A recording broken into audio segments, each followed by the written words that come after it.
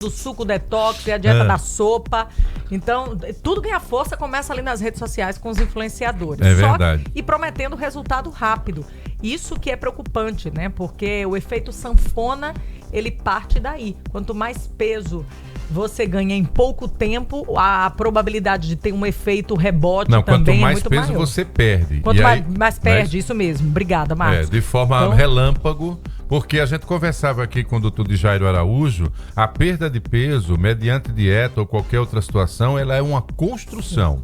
E quando você vai mexer com o seu corpo, porque você vai ter que fazer um desmame para desinflamar o seu corpo para essa nova realidade, você tem que ter uma orientação clínica, uma orientação médica.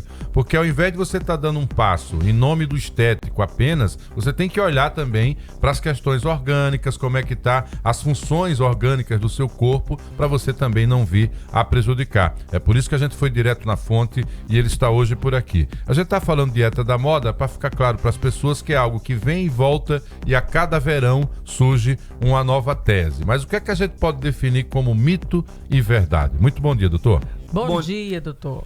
Bom dia, Marcos. Bom dia, Thaís, e a todos os ouvintes da Mix. É uma satisfação, mais uma vez, estar conversando sobre um tema tão relevante, né? Primeiramente, eu queria trazer a origem da palavra dieta. Dieta vem do grego, que significa diaita, que seria estilo de vida. Depois passou para o latim, que foi diaeta, que aí significava regime alimentar, e hoje nós temos a palavra dieta, que significa o que a gente entende hoje. Então, se você pegar a origem da palavra, você percebe que dieta é uma organização pelo resto da vida. Você precisa de uma manutenção dos seus hábitos alimentares para que isso possa ter efeitos positivos na sua vida. Dentre os mitos, como o Marcos falou, os principais eles estão relacionados justamente a esses extremos que nós vemos hoje em dia, muitas vezes divulgados nas redes sociais. Nós tivemos casos recentes de uma influenciadora na Europa que teve um final trágico após adotar uma dieta frutívora, que seria uma dieta basicamente baseada somente em frutas. Então, como você falou, Thaís, nós temos várias dietas que são propagadas na internet, mas nós temos também contextos de planos alimentares dietéticos sérios e que são respaldados pela Organização Mundial de Saúde. Então, a gente precisa entender bem o que é verdade e o que é propagação de falácias. E é importante destacar que nem todo plano alimentar que você vê na internet, você pode seguir. Como é que estão as suas taxas? Gente, eu vejo coisa absurda de pessoas comendo 20 ovos. 20 ovos por dia. Essa quantidade é segura, doutor Jairo? Não, Thaís, não é segura. Os estudos mostram que a gente pode ter uma quantidade segura, né, de 4 a 5 ovos por dia, mas a gente tem que entender o seguinte: o nosso corpo ele vai se adaptando a essas mudanças e até a esses extremismos, só que a gente, sem perceber, pode levar a desfechos trágicos, como alterações renais, alterações hepáticas. Então, assim, através do acompanhamento médico e você entender que cada pessoa é única e que vai responder de uma maneira diferente a essas mudanças que são feitas, você entende que todo extremo, todas essas dietas muito restritivas, elas podem levar a desfechos não tão legais, entendeu? Então, a partir do momento que você entende isso, você tem que perceber que você tem que adaptar a sua realidade a essas dietas. Eu queria, inclusive, já que o senhor foi na raiz das palavras, né, do nome dieta, falar também para você que nos acompanha que nós somos indivíduos e, como tal, temos umas questões que só nós, cada um tem. Gêmeos não são iguais, por exemplo, na questão orgânica, porque tudo é individual, tá? Tem que ser personalizado. As taxas têm que ser medidas antes, durante e depois de um tempo, para que o próprio médico possa fazer um direcionamento. Porque é possível que ele comece uma etapa com você e perceber que você não se adaptou. E aí, em poucos meses, ele redireciona e aí a coisa começa a andar. É assim que funciona. Isso. Marcos, nós temos alguns planos alimentares, algumas dietas respaldadas cientificamente. Por exemplo, o que a gente chama de dieta DASH, que é uma dieta de combate à hipertensão, que a gente tem uma redução de sal, que a gente tem alimentos orgânicos, frutas, verduras, grãos. Nós temos também as dietas low carb, que seria uma redução na quantidade de carboidratos, mas o extremismo também acaba prejudicando a qualidade de vida das pessoas, a condição de saúde das pessoas.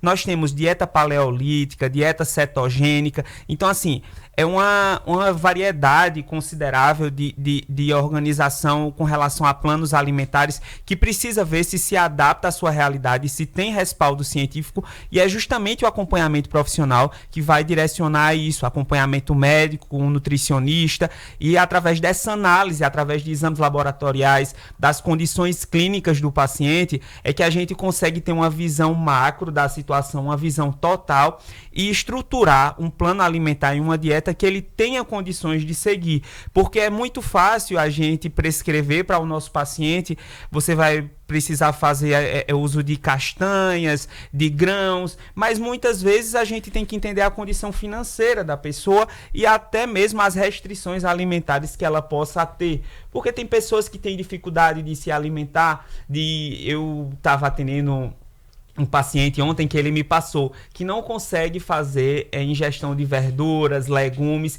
Então, a partir disso, nós temos que ter adaptações, suplementações de vitaminas, minerais em alimentos que a gente em alimentos que a gente encontraria normalmente. Realmente tem que personalizar. Isso, perfeitamente. Uma dúvida que é importante, a gente vai ter em seguida a interação de um teleouvinte pelo Zap Mix, doutor, mas antes eu gostaria de falar sobre essas chamadas dietas de ataque. Eu quero só perder 4 quilos para ir para um casamento, para o vestido entrar. Eu vou comer só carne, frango essa semana e ovo. Não como mais nada, vou tirar carboidrato, vou tirar tudo. É seguro isso? Não, de maneira nenhuma. Toda restrição, ela pode gerar uma compulsão. E adianta, eu posso até emagrecer. Com certeza. Mas depois eu vou voltar a ganhar, porque não vai ser o meu estilo o meu hábito alimentar ali pro resto da vida. Isso mesmo, Thaís. Até porque essas oscilações, essas mudanças bruscas de padrão alimentar, elas levam o nosso corpo a um estado inflamatório. É como se a gente fizesse várias bagunças ao longo da vida no nosso corpo. Isso vai levando a um processo inflamatório, elevando inclusive o risco de problemas cardiovasculares. Já temos estudos que mostram isso, infarto, AVC. Então, para você ver, uma dieta feita de maneira errada, ela pode levar a prejuízos inimagináveis. Justamente por isso, quando a gente está fazendo um processo dietético, a gente vai ter uma restrição de calorias e vai perder peso.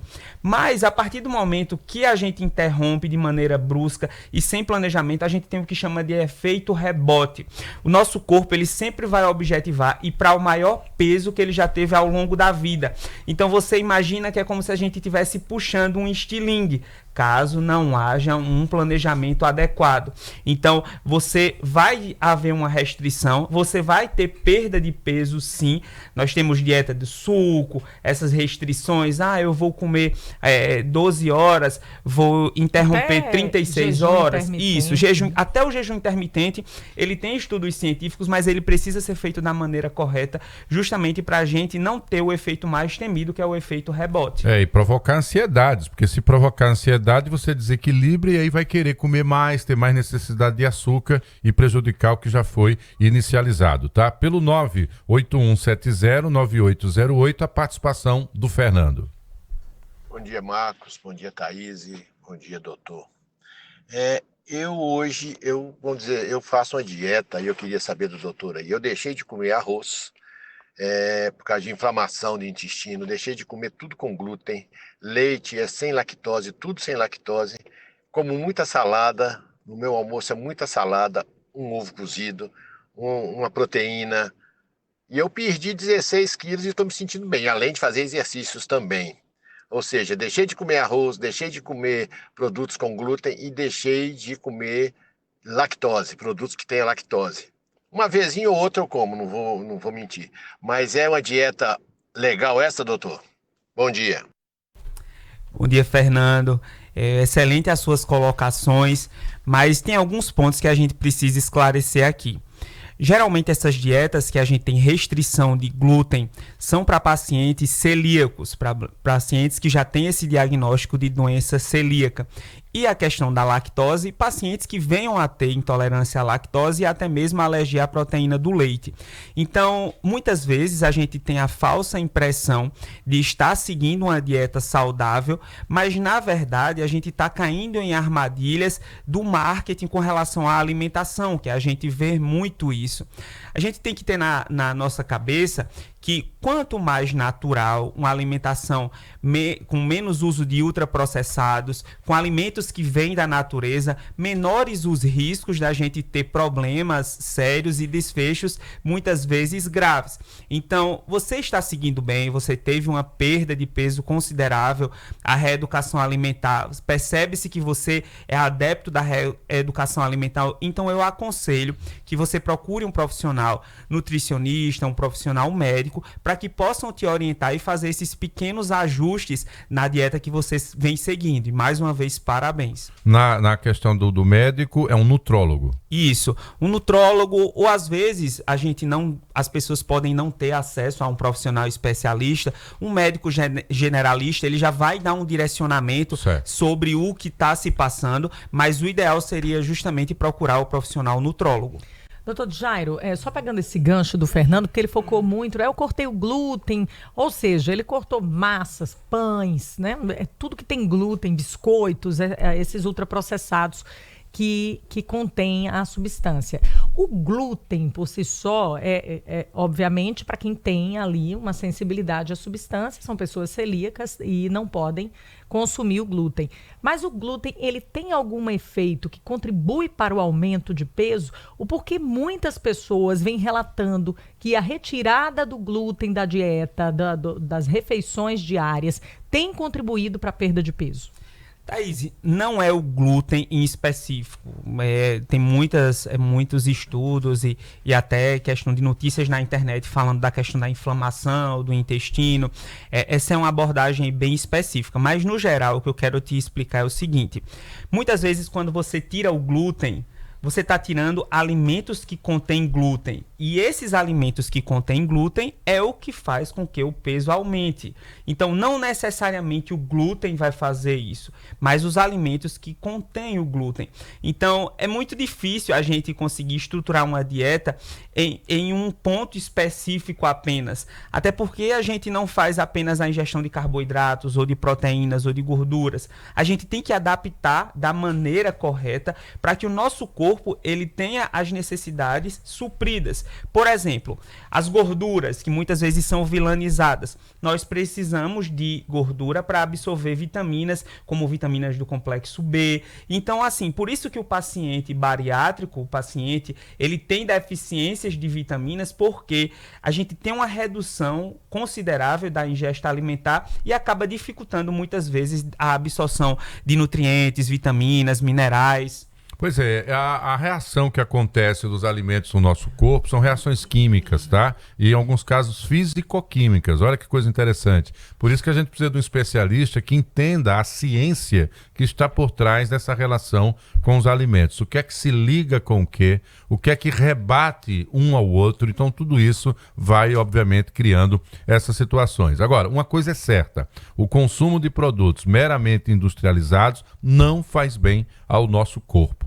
Foi criada a expressão ultraprocessados, né? Eles são muito coloridos, eles têm comerciais maravilhosos, eles têm grandes influenciadores fazendo a propaganda, mas ele é um alimento que passou por um processo industrial. E como tal, ele foi produzido para parecer com um produto aparentemente natural, mas o seu corpo, em algum momento, vai reagir. E outro detalhe, a cada 10 anos da sua vida, o seu corpo precisa de novas necessidades nutricionais.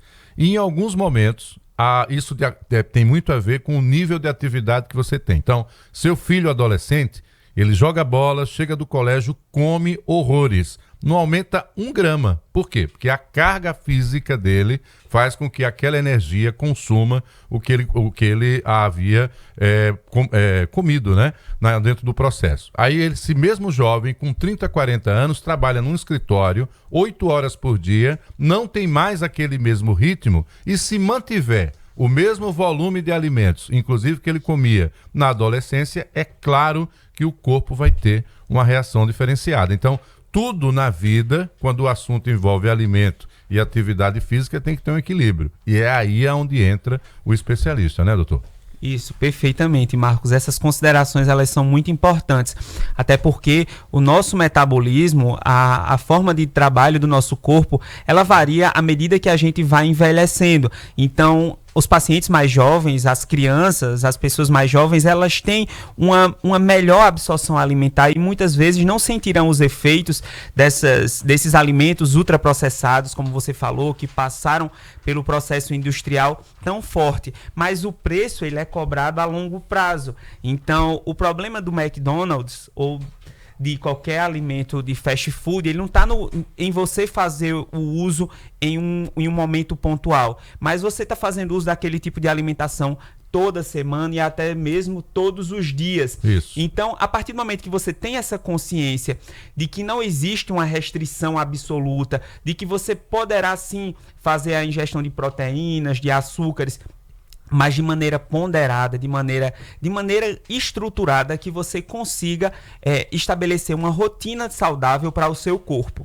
É isso aí. Perfeito. Doutor Djairo está sempre conosco, tá, gente? Buscando essa compreensão, essa fala simples para você entender, esse cuidado, né, em sair do jargão médico para que você possa entender o que de fato está acontecendo. Djairo Araújo é médico, hoje abordou, fez a gente refletir sobre mitos e verdades a respeito de dietas. Agora o detalhe, tá? A internet é muito bom para várias coisas, mas quando o assunto envolve saúde, a conversa tem que ser com o seu médico. Influenciador nenhum tem teses, tá certo, que possam atender às suas demandas. Até porque, meu amigo, você vê um influenciador, uma influenciadora falando de dietas milagrosas, mas por trás você sabe o que é que tem? Tem 10 mil profissionais assessorando, é nutricionista, é nutrólogo, é tudo, é personal trainer, de manhã, de tarde, de noite. Então, assim, gente, aquilo ali não significa que ela tá seguindo só aquilo ali, não. Pode ser que esteja ali com outro plano alimentar, mas o que ganha mais like é o diferencial, né? Então, vamos ficar de olho nisso aí para não prejudicar a saúde. 7h44, vou fazer um rápido intervalo. Doutor Djairo, obrigada pela presença, até a próxima. Vamos falar de uma experiência única.